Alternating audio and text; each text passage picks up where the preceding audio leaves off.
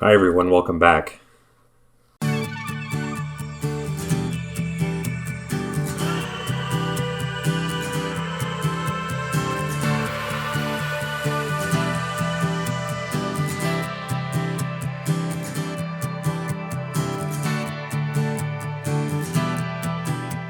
finally made up proper clamps for my milling machine vise. I've been using those import clamps to hold the vise down for a while. Not the best solution, so I thought I'd rectify that. The interesting thing about this project is the rust bluing that I performed. I found this rust bluing process on a blog, and I thought I'd try it out in my home shop. It is a 1 hour process, or give or take a little bit, so I did these 4 parts in about an hour, and it involves stuff that you can find around the house. Some TSP, that's a degreaser. You can use other degreasers if you wish. Some table white vinegar as an etch. Some hydrogen peroxide and salt. You mix those two together as an oxidizer. And then some dihydrogen monoxide, water, to boil the oxidized parts in to form the black oxide that you see here. The process is very simple. If you're not married, you can do it in the house on the stovetop. It's non-toxic. If you are married, that would be a hazard to your health. So a $15 hot plate for the shop is a wise purchase. Enough with my talking, let's check it out.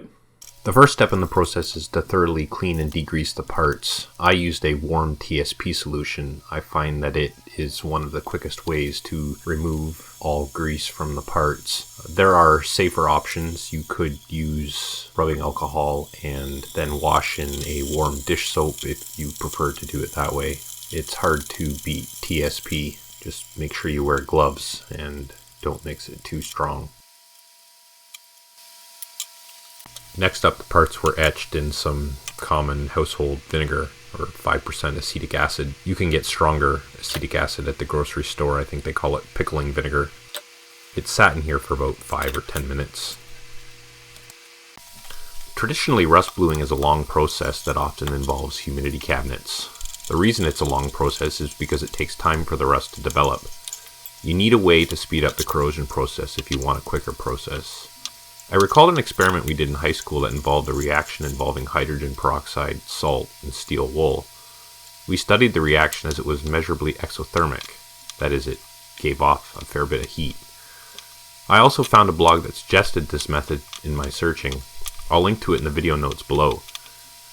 A saturated or supersaturated sodium chloride, salt, hydrogen peroxide solution is at the heart of this process. I mixed up about 2 tablespoons of salt into a 1/4 cup of peroxide, but it doesn't need to be super accurate. The solution is more effective if you warm it, but note, you should use a corrosion-resistant container. The first time I did this, I used a normal metal can. The solution will eat away at the can, and over time it renders the solution useless. You simply brush the solution onto the part and watch them rust in front of your eyes. You can apply some low heat to speed up the process up if you wish.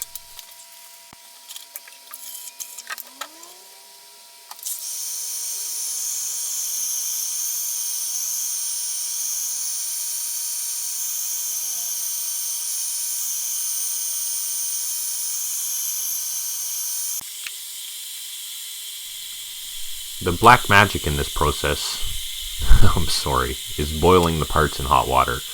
In the boiling, the red oxide turns to a black oxide. This is in line with the traditional rust bluing process.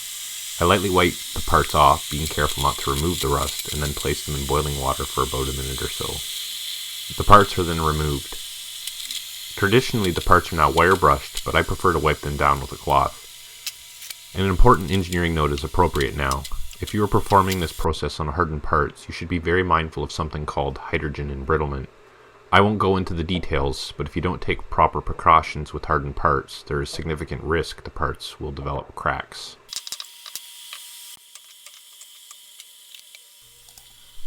The process is repeated 4 or 5 times, or as many times as you wish until a deep black coating is found on the parts.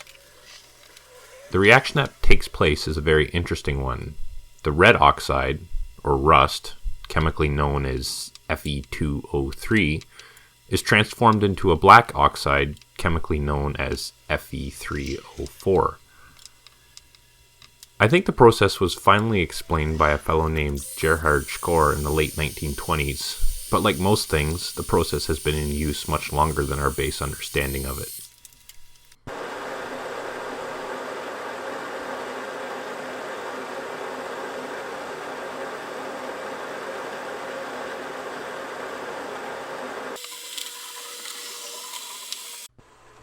The bluing created by the rusting method is a very good coating for the home shop. Other hot bluing processes involve nasty chemicals and cannot be easily performed at home. Rust bluing is also significantly more durable than common cold bluing processes, and, might I add, significantly cheaper. While it does not have the corrosion protection of zinc-based coatings, black oxide is very stable and provides good protection against rust in the humid shop. It also looks great and is fitting for home shop tools.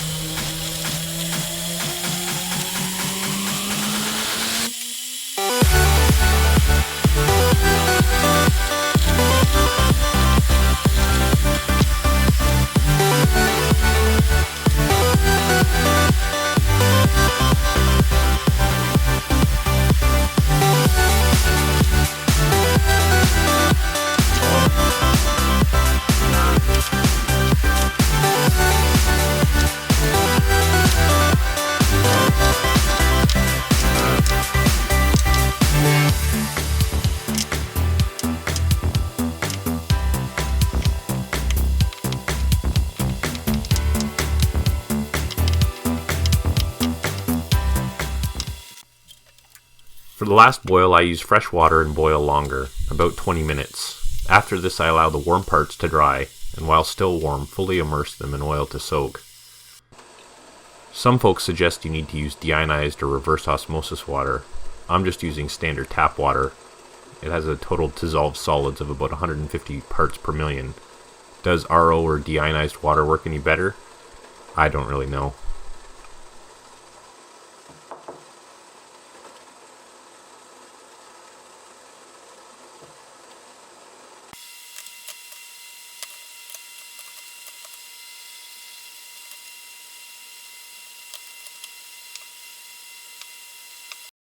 And there you have it, 1 hour rust bluing for the home shop.